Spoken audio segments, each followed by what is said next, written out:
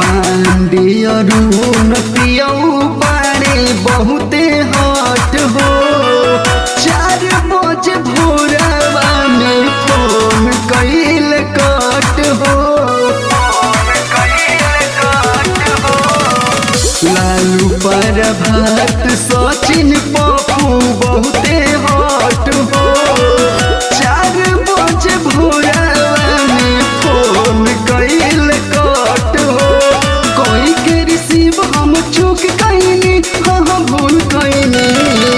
भौजी रे भौजी भतार तोरा फौजी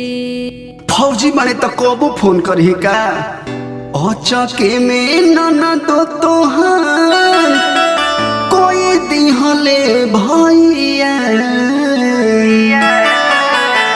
सुतलन रहल चिहुक गइनी अरे